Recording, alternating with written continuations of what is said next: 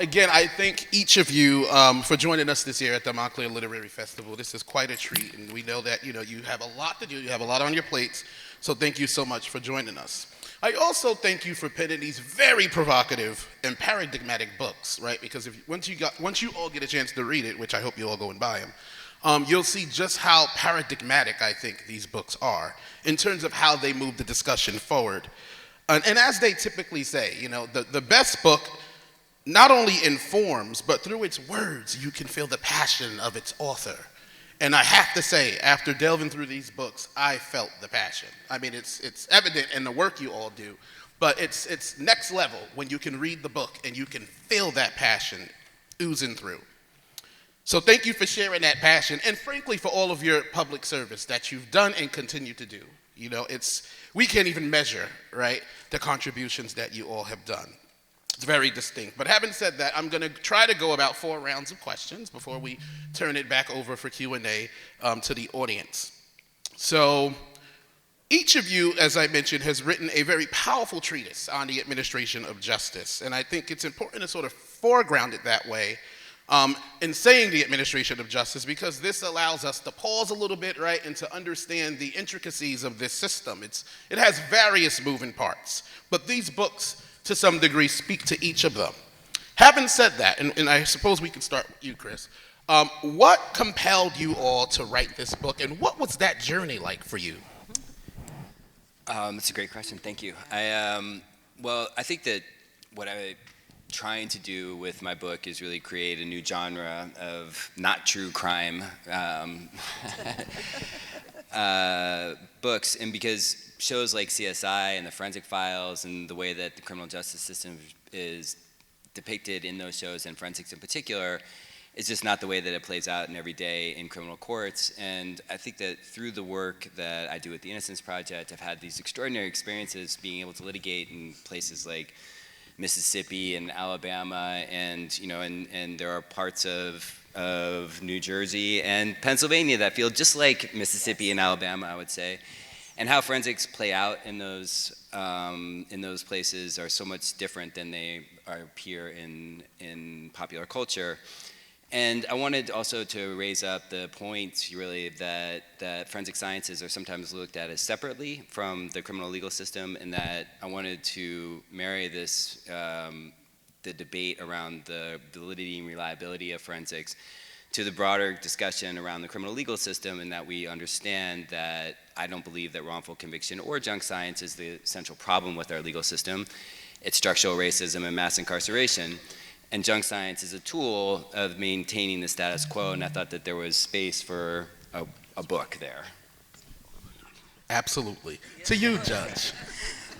I wrote this book because I was a judge sitting in a broken criminal justice system that had an insatiable thirst for punishing people and caging black and brown bodies before they had an opportunity to shine their brilliance on the world, that was set up to push the mentally ill, the poor, women, and young people through its system and continue to punish them. And I was screaming about what happens if we see them and treat them based on their humanity, how we could transform not just the system, but the system workers. And as I began to train judges, I get responses like, oh, I did this one thing that you talked about, and it shifted how I feel about the work I do. And so the book was sitting in me, and I was ignoring it and trying to do everything but write it. And then one day I said, oh, okay, I see we're not going anywhere. And I began to write about my experiences, not just sitting on the bench, but also seeing an entire system shift. So I think my answer is probably very similar to Judge Pratt, in that I have been representing children, as Marcy said, for 26 years in the nation's capital. And in that entire time, I have only represented 4 white children. All of you should gasp at that. either you believe that there are no white children in the nation's capital or that white children do not commit crime. I'm here to disabuse you of both of those notions. It is very, very hard to do the work as long as I have, and to honestly not want to blow up the system, but short of that, right, because the system's not going anywhere right now, short of that, I really wanted to ask the hard questions. Questions like, are these racial disparities happening all over the country? Why are they happening?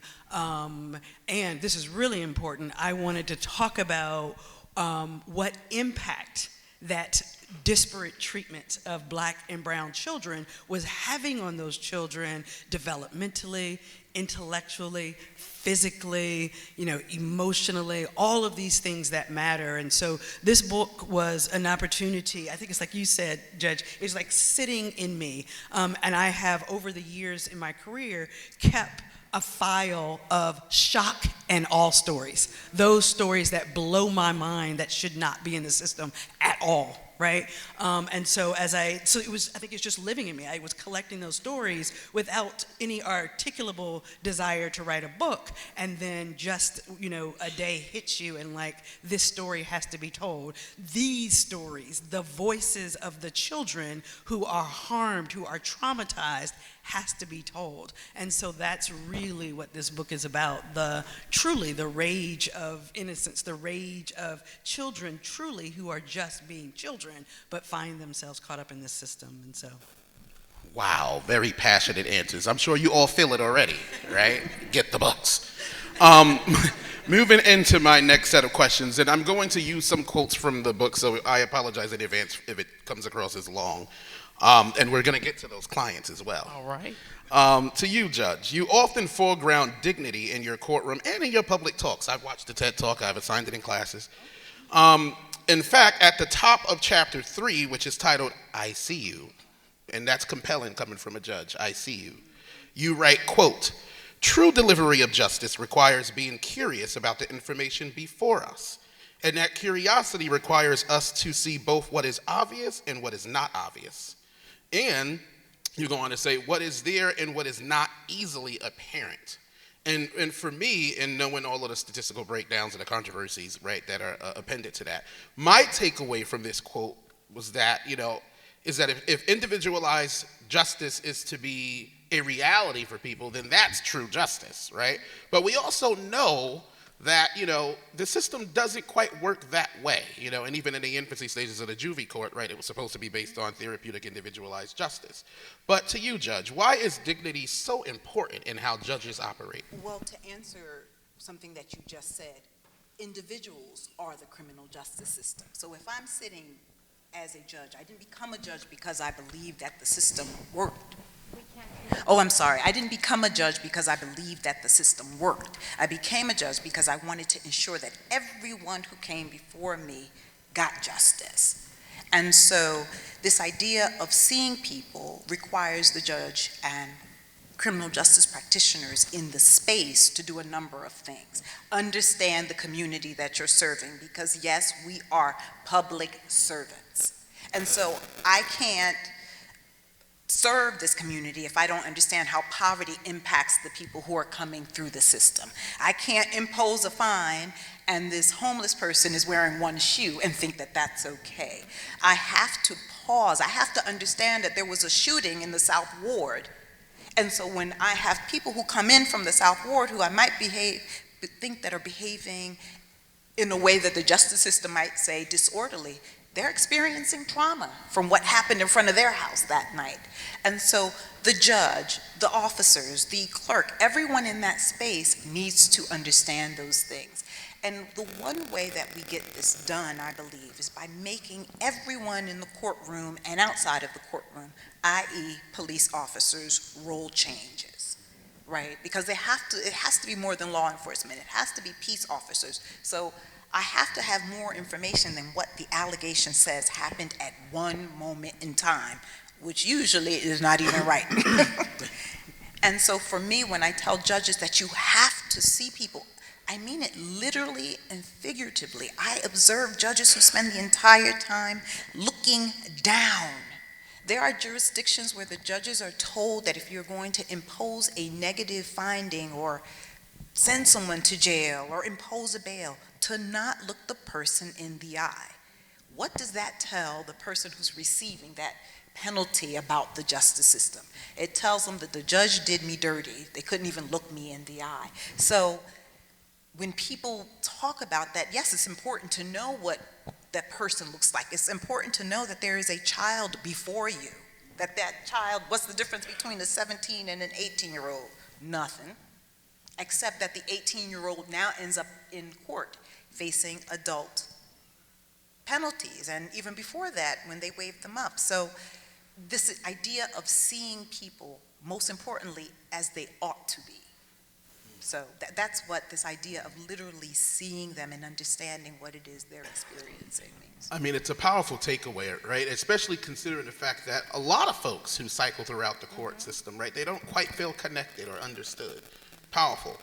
To you, Kristen, you opened the book with a powerful visual, which you sort of alluded to earlier, sharing your experiences with your first white client, who also happens to share my name, Jason.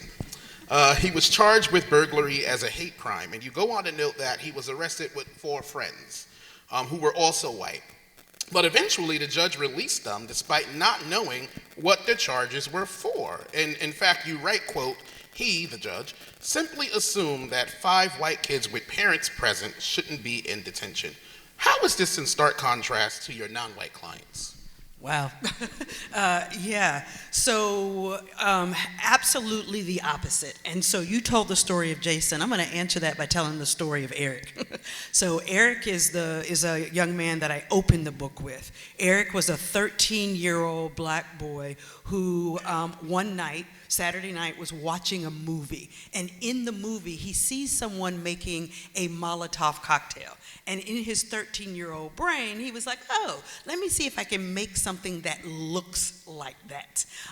He doesn't ask anybody how to make it. He doesn't research it, but he runs into his kitchen, he grabs a glass bottle, and he begins to pour whatever liquids he can find. Pine salt, bleach, water, whatever. We know that's not going to be flammable, right? My favorite part of the story is he takes a piece of toilet paper, runs the toilet paper from the inside to the outside of the bottle, and closes the bottle, right? You know, he tapes it up so it looks like a Molotov cocktail, goes on about his little 13-year-old business. What does he do? He forgets all about it. He puts it in his book bag so it doesn't spill out on his mother's white carpet. Monday morning comes, he forgets it's in there. He grabs his book bag, goes to school, puts book bag through the metal detector. A school police officer, school resource officer, says to him, what is this? To which he immediately responds, oh, that is nothing, you can throw it away. And he goes on to his class. Little does he know that this is the beginning of a 9-month ordeal in our local juvenile court. He is arrested and charged with possession of a Molotov cocktail and attempted arson. Right? For 9 months, we persist in this case. Nobody gives him the benefit of the doubt when he says, not only did I forget it was in there, but I certainly wasn't trying to blow up the school. Here's the kicker. You ask, how does this contrast to, how do my white clients contrast to my black clients? The 4 white clients that I had I was in Connecticut shortly after getting Eric's case, and I'm giving a talk. And in that talk, I share Eric's story. Just in passing, I share Eric's story. Someone comes up to me, a white woman comes up to me, and she says, my son did the exact same thing. And I say to her, what happened to him? And she said, they put him in advanced science classes. Okay? That's the contrast. Yeah. That's the contrast. The fact that I only have 4 stories to tell you, and that all the other stories, I got to say to you that the vast majority of people, when I talk about the arrest, prosecution, and detention of children in our system, people assume that I'm talking about serious violent offenses.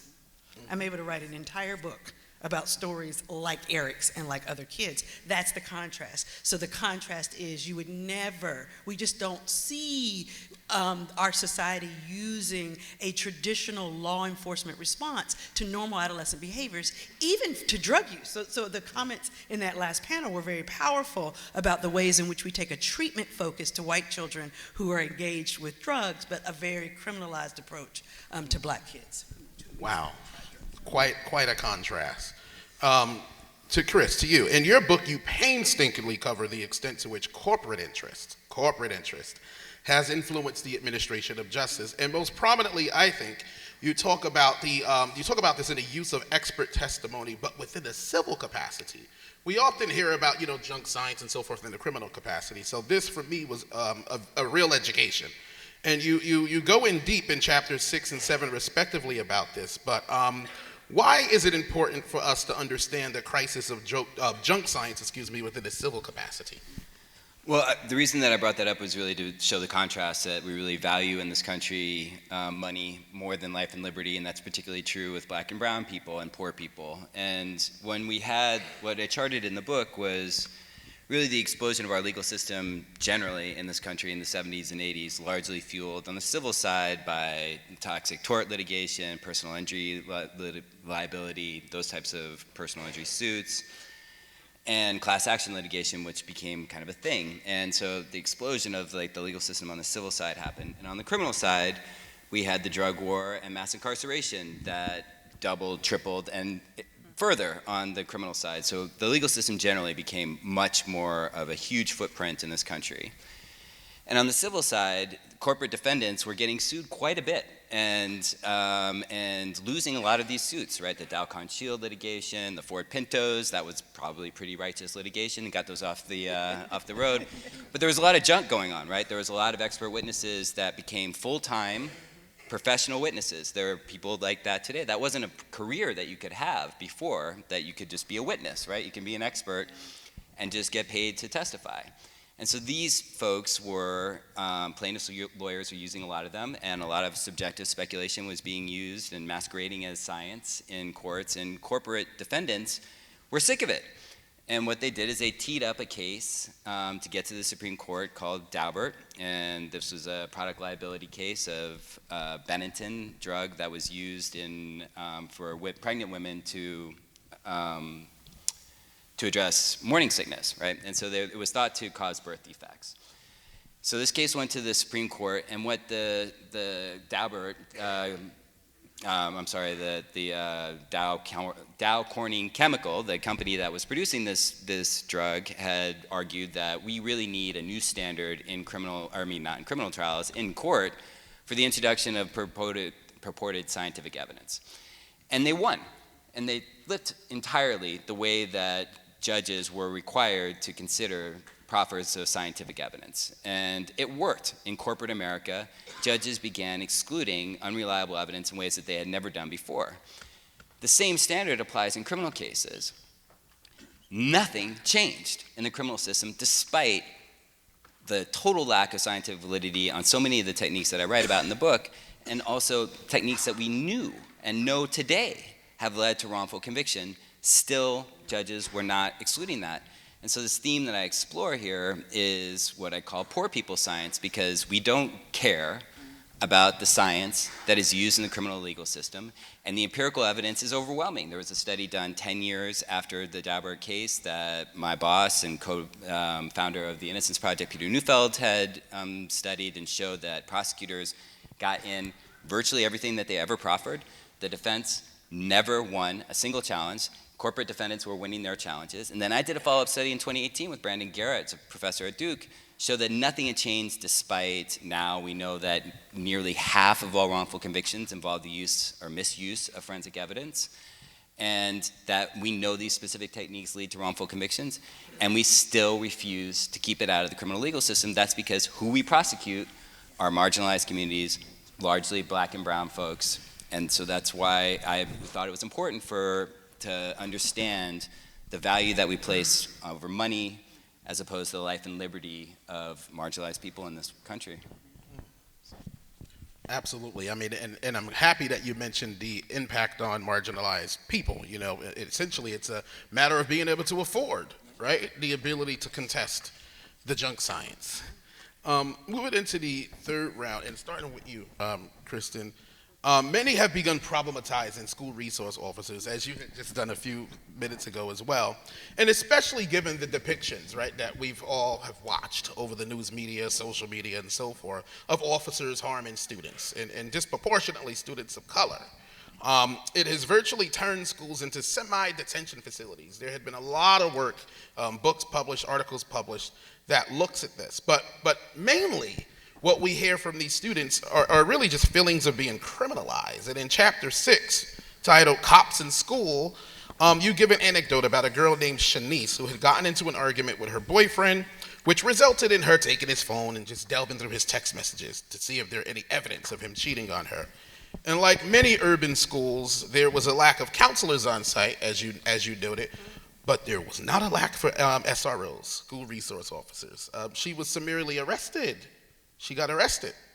And you were, quote, for taking the property of another without permission by stealth or force. What is wrong with this picture? Really? How many of you all got into a fight with your significant other and did something you regretted later and for which you did not get arrested? My client Sharice, I call her Sharice in the book, got arrested for a robbery, which under the FBI Index of Crimes would be a serious violent felony for grabbing her boyfriend's cell phone to see if he had been texting with someone else. That is an absolute outrage. And it is very much tied to a racialized history in America. I will say that I, for the longest time, accepted the often repeated narrative that we have police in schools because parents and teachers were afraid to send their students and children back to school after the mass shooting in Columbine, Colorado in 1999. But as I did research for this book, I realized something that I really should have known, which was that the first police in schools appeared actually in 1939 in Indianapolis at the earliest conversation about even the possibility of integrating schools. And then school resource officers increased exponentially in the civil rights era under the guise of creating safe passage for integration. But we know from the iconic photographs and from the historical record that far too often police ended up being an impediment to true and meaningful integration, right? Fast forward to 1991, there are so many police in schools that the National Association of School Resource Officers is founded in 1991, 8 years before Columbine.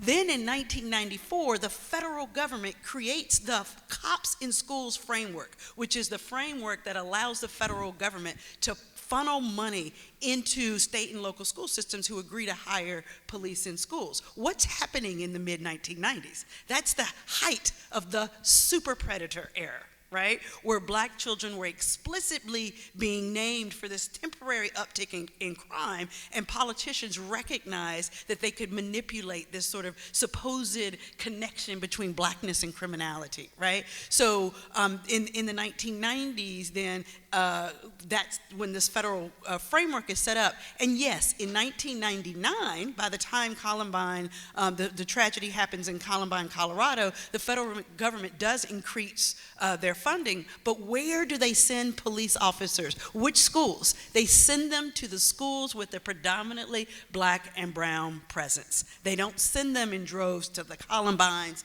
and to the Sandy Hooks. So when you cannot talk about Sharice's story without tipping into that history. And so now all 50 states have school resource officers, right, in certain schools, certain pockets of schools. And what the data shows is more police in schools means more arrests in schools for normal adolescent behaviors. And it's more arrest of black and brown students for those normal adolescent behaviors. It's really a tragedy. We're over-relying on traditional law enforcement methods to engage and regulate normal adolescent behaviors that parents, teachers, and that is not to abandon, this notion of like challenging police in schools is actually not as radical as it sounds. I'm very pro-teacher, right?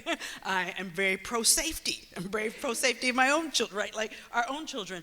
But the difference is that the data shows that the traditional law enforcement strategies for safety in school don't work. And that what does work is a public health approach, right? That is attentive to social emotional learning and restorative justice and trauma and racial equity, all of those things. So, Jason, yes. if you don't Yes, mind, please, because she has a Sharice and I have a Miss Briggs, and I really did write a hopeful book about better outcomes than this. Miss Briggs comes to my court because she was charged with unlawful possession of a weapon. And instead of the Superior Court keeping it, they couldn't prove the case, they downgraded to the municipal court. And when it comes before me, it's actually maybe a butter knife that Miss Briggs has on her. And because there are more officers than there are guidance counselors, she gets arrested bringing this knife into school, ends up before me. In Newark, we have a community court program that allows judges to provide alternative sentences to jail. We also have a youth court, which trains teenage high school students to hear the cases of their peers and to use a restorative justice process. So the police department can send folks to us, and the schools can also send folks to us and accept the discipline. In this instance, she came because she was 18, so she came through the adult court. I sent her off to youth court, but I also gave her an essay. After she completes her youth court sentence, which is going before this jury of her peers, being represented by a youth public defender and a community advocate who is the prosecutor. They give her workshops and community service, but then we use positive peer pressure to change behavior because she does it with the youth court kids. So it's not even punitive doing this community service. She writes an essay. I'm known as the judge who gives essay because it gives people voice. And as she's reading, she says, "Judge, I'm so sorry I had this knife. I never meant to hurt anyone. It's just that I'm scared. I'm scared all the time. I'm scared when I walk home from school. I'm scared when I'm in my old neighborhood. I'm scared when I'm at home, so I barricade myself in my bedroom at night." Now, for those of you who know that your job is a mission and not just work, you don't leave work. And I went home and I kept hearing her say it. I barricade myself in my room at night. And I'm thinking, why would she be barricading herself in her room at night? Well, because my community court has social workers and case managers, in the courthouse. I call the social worker. I'm like, find out why this is happening. What we find out is that her mother's boyfriend has been sexually molesting her. Now, you need to understand that she walks into a school building every day that has police officers in them and doesn't have enough trust to tell them what's happening to her. It's not until she doesn't get notice until she gets arrested. And then she gets an exit ramp because the court has this program that says, let's look beyond, again, what happened in this one moment.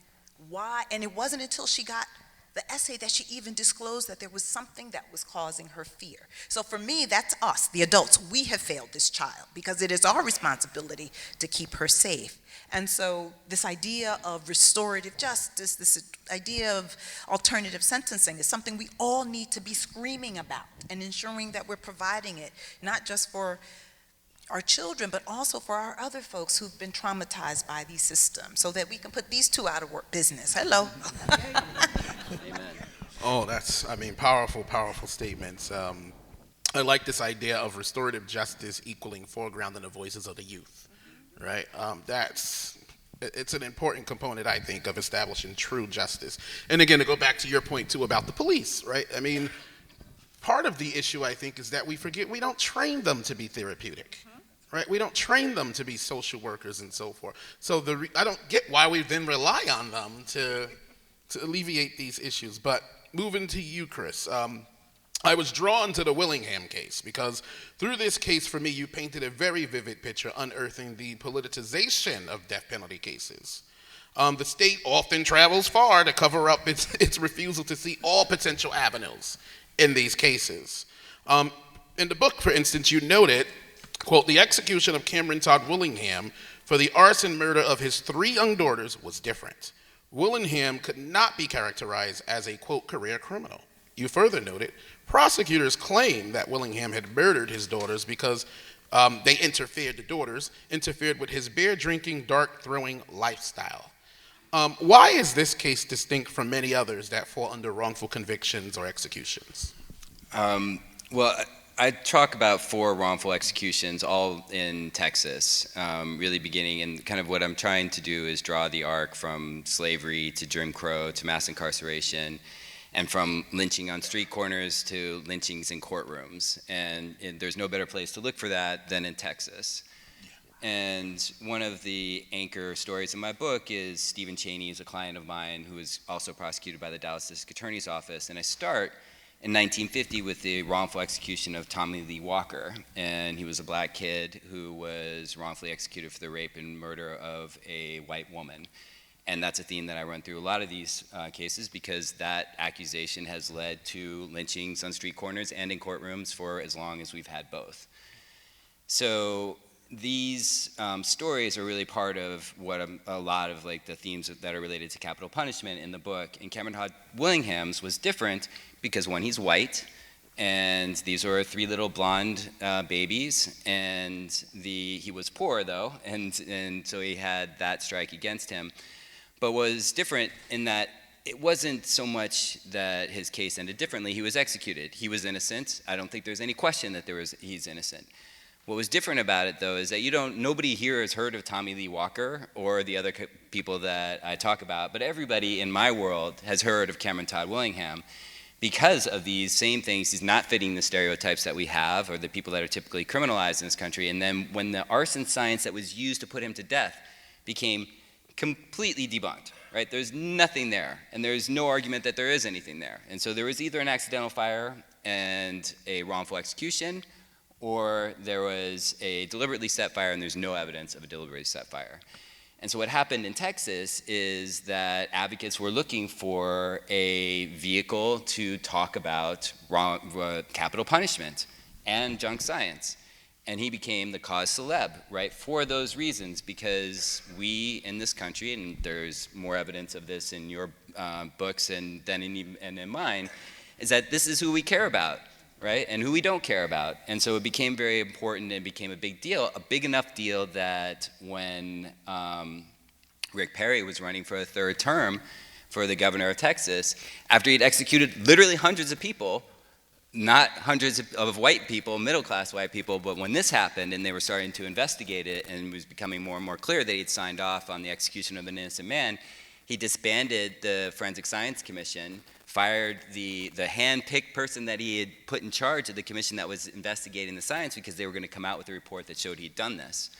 So I thought it was an interesting, the word that you've been using, paradigmatic example of who we care about, why we care about them, and the same system of justice and how it's worked in that state and many others that I talked about.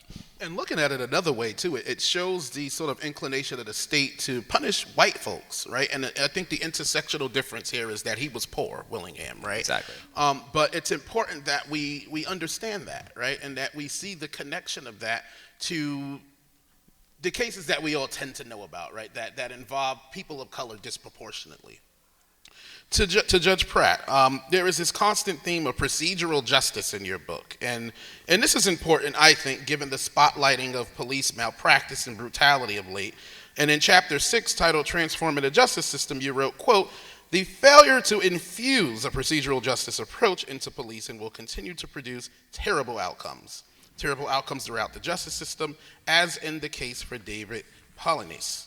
And this young man, of course, back during the time that his arrest occurred, he was a law student, and he was arrested by a transit police officer. And I believe you noted they gave him a disorderly persons ticket. But you also noted features in his case that I don't think most would likely catch. For instance, how he rolled his eyes when you called his name. What is the procedural justice takeaway here? So this idea of procedural justice is that people, it increases the public's trust if people believe they are treated with dignity and respect by the system. And that means that you are giving them voice, they're being treated with neutrality, they understand the process, and you're also respecting them. And that goes for every contact in the criminal justice process. So few of us think that we have to respect the people who are being impacted by the criminal justice system. And so in that instance, in a place like Newark, there are 26 law enforcement agencies that write summonses, complaints, and tickets in Newark. So that means your chances of being in contact or getting a ticket or being stopped by the police is incredibly high. Now be black and then be poor and be Latino, then you have significantly increased those things as well. And so this idea of procedural justice, you talk about Mr. Polynice, here was the first time I had seen a law student. I assumed that he had been drinking and I was like, this is very odd with all of the partying that happens in Newark that I'm getting this black law student in here. And he was so angry with me. I understood that it was because of how he was treated. But this idea that the court typically responds to that attitude, that the court would respond, oh, that he's rolling his eyes. I, again, knew why he was, because his interaction with the first line of contact with the criminal justice system was terrible. I subsequently found out when I interviewed him for the book that the police had actually slammed him to the concrete. He still didn't say anything as he went through this process. What he did was he wrote an essay about how good and bad decisions might impact him, and then his case got dismissed.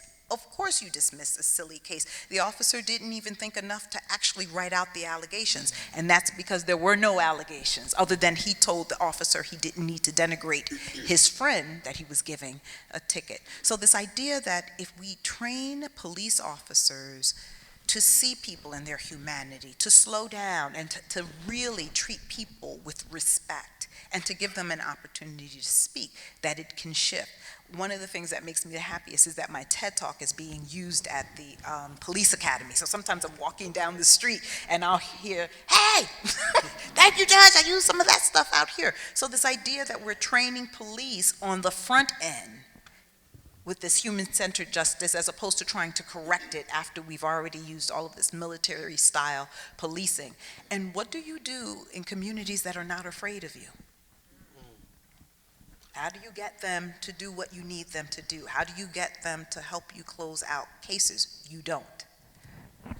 And really, to some degree, each of you, in some capacity, speak to this notion of procedural justice, which I think is paramount, especially, when we think about what's happening today with policing. I think it's through policing that we really begin to see the subjective citizenship of marginalized individuals, In this case in particular, not being able to address the officers as a freed citizen. Yeah. Right? It really unearths the subjective citizenship. Now, while you all are glowing up here and speaking with ease, you are human. You're a human in what you do. And I would love for you to talk a little bit about the vicarious trauma that comes with doing this work. Wow, you just stepped on my toes.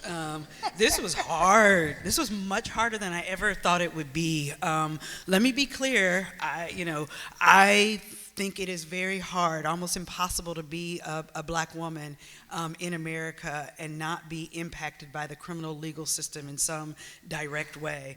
And that is certainly true in my life. My brother, it's going to be hard for me to even answer the question, right?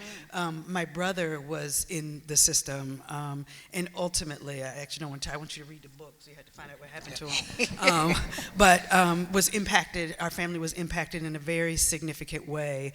And so when I went into writing this book, I'm writing to give voice to the children that I've been representing and did not realize how much was still in me.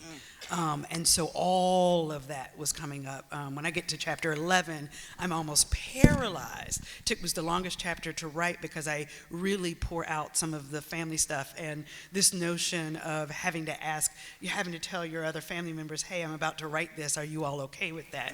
So that's one thing with regard to the sort of secondary trauma of writing it.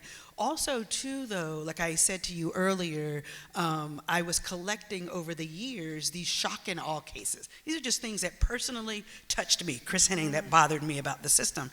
And when I realized that I was supposed to be writing this book, I went back and started pulling those files up and rereading them. And you all, secondary trauma is real. Right? I had no idea. And so I began to realize, I thought I knew when I was representing those clients that how difficult these moments were for them and for their families, but reading it again and realizing how much I was experiencing in the reading, how much more traumatic it was for every single one of them when it was happening. So this was very difficult to write. I found myself in certain chapters literally having nightmares, irrational nightmares, right? But not that irrational, irrational nightmares about, I was like, walking through a college campus and I'm like having a nightmare that I'm gonna get arrested. For what? I haven't done anything. But that's the kind of stuff. Like, as a black woman and a privileged, educated, status, having black woman, that I still feel, and I just know how much more profound it is for black people, for black children, and for black children who live in impoverished communities that are over policed. And so I'll stop there. There's so much more that I could say about that one. I have all the white privilege that somebody could have, right? So the vicarious trauma is on behalf of my clients, which is a lot different. So I can't speak to the way that you just so eloquently did. So it's a hard act to follow in terms of like what I'm going to talk about. But next week I'm going to be in Rome, Georgia, and representing and doing a hearing from a man who's been on death row for almost 30 years. And, his case involves bite mark evidence, hair microscopy, and fingerprint evidence. And, and so I'm called in for these types of cases, and always it's, what I feel is this heavy, heavy responsibility as somebody coming from the Innocence Project that, like, is viewed as somebody that can, wearing a cape, that can wave a magic wand and open prison doors. And I'm not, and I can't, and I lose all the time, and you hear about the cases that we win, but that's, those aren't the ones that are the day in, day out. And so, I'm getting nervous about the hearing as I'm talking about it right now, because his life is at issue. And, and then when you spend as much time in the criminal legal system as I have, I was a public defender in the South Bronx for a long time, and I was just, overwhelmed by the footprint of the criminal legal system in my clients' lives. It was just unbelievable. Like, there was no aspect that wasn't touched. It's in schools, it's in homes, it's in apartment buildings. People are being arrested for trespassing. My friend and colleague Alexis Carteron and I have litigated this for years. People just being snatched up out of the lobby of their buildings and spending nights in jail for something, being home. So, there's, people talk about self-care or that type of thing, and I know that it's much more for you urgent as far as that goes. And for me, it's my rage that gets me out of bed every morning and gets me to work, and often, despite the emotional aspect of it, I feel privileged to do it. It's privileged work. I feel lucky that I'm in this rage about what's going on, and I can do something about it. I can go to work. I don't have to donate money. I donate money anyway. I'm gonna go vote. I'm gonna do that stuff, but I also get to do it as a career. And to me, that is somewhat healing. As an African American and Latina woman, judge, mother, daughter, aunt, this work is challenging. And for judges, I speak a lot about vicarious trauma because, one, I need them to know that they're experiencing it. Every file that comes before you is a life. Every file that comes before you is a story connected to a person. Every domestic violence decision you make may lead in the demise of a person. Every decision you make may destroy someone's life. So much of this book also is about that, like understanding how important these decisions you make are and noticing these things. Sometimes I'd get off the bench and feel like I was in a physical fight.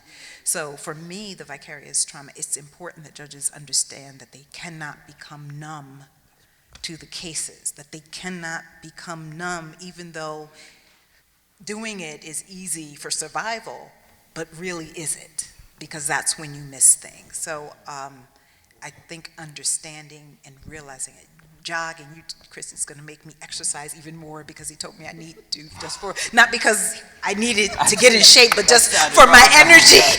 It was the energy that I'm gonna need for the book launch is what he told me, is that the exercising is important for it.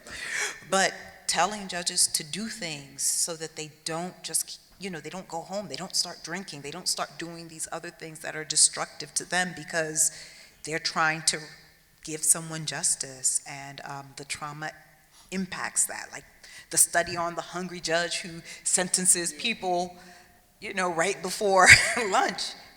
Stricter, there are harsher sentences, and you're like, oh, wait a minute, judge, you need a sandwich? So making them aware that you need to take a break so that this person isn't punished because they're between you and lunch or dinner. So it's very real, and I think that other people need to also understand that they might be experiencing the trauma. When you work with people who have been traumatized, who horrible things happen to them, you need to know that some of that stuff you carry with you. It's heavy and you take it home with you, and that's why I wanted to sort of close it before I go to this next question with that, because I think it's important that people understand that as humans who do this work, you bring some of that home with you, right? You bring it home. We're getting close to time, and I know we wanted to give an opportunity for people to ask questions, but I feel I can't close the panel without asking you all for your ultimate conclusion. What do you each want readers to take away from your book? And briefly, so that we can get I'll to give my one sentence there. Is that black children are children too. That's the bottom line.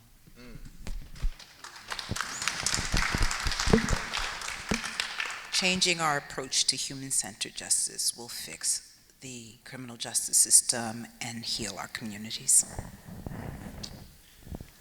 I don't know, be skeptical. Oh, love it. All great takeaways. All great takeaways.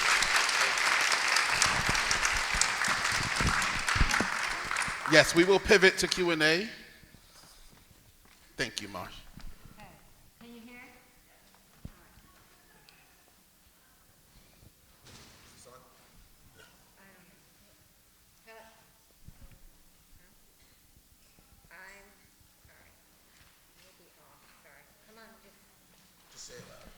All right. So I'm a school psychologist, and I'm very interested in, I try to keep up with restorative practices and the whole, restorative practices and the whole, what the research on school-to-prison pipelines, the idea of using a trauma-informed lens, in that when you use punitive disciplinary measures in schools, you could very likely be re-traumatizing that student. And I want to hear from any of you up there about what's your feeling on the power of that correlation between the school approaches and then what happens down the road. Unequivocally, I mean, the research is there.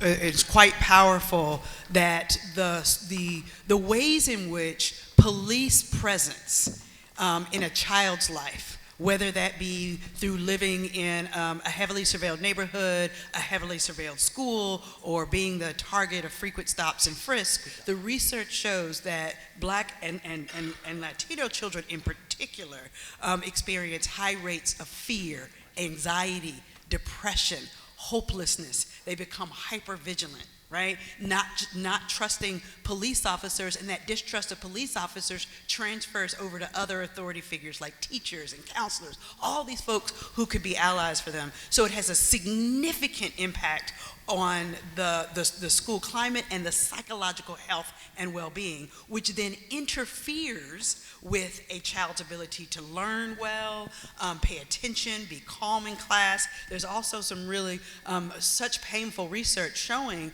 that the ways in which we over-police and hyper-surveil Black and brown children actually increases crime instead of reducing crime, right? It's that the intermediate, the creation of that stress, right? And then it's unresolved stress that is not dealt with, unresolved trauma that's not dealt with, then leads to more crime. So it's absolute flow and correlation. I so respect you as a school psychologist. I learned so much from my psychologist friends in writing this book. So you'll see a lot of that in there. So If we're going to use zero tolerance policies in the schools to send them into the court system, then we need to create these exit ramps at the court system.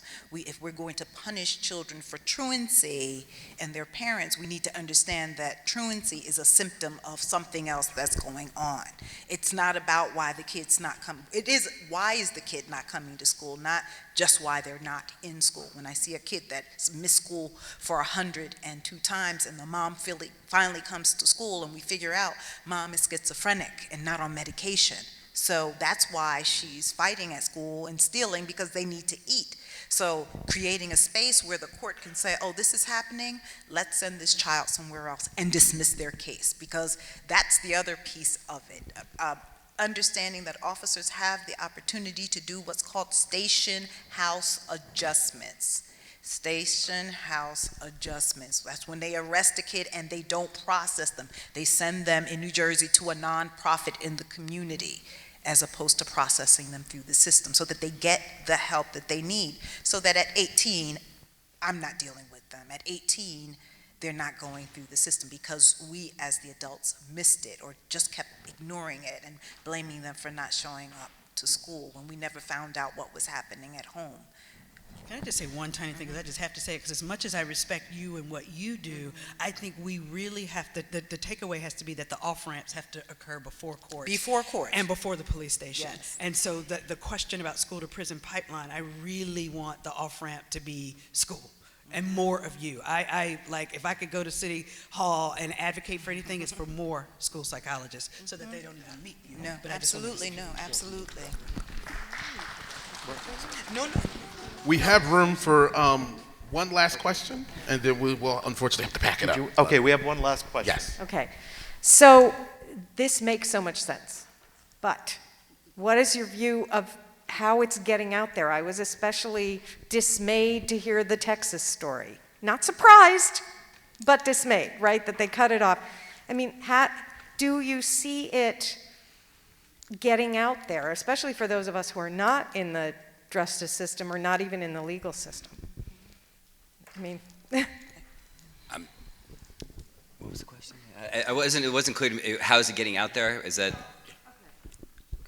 yeah, is there hope? is there hope?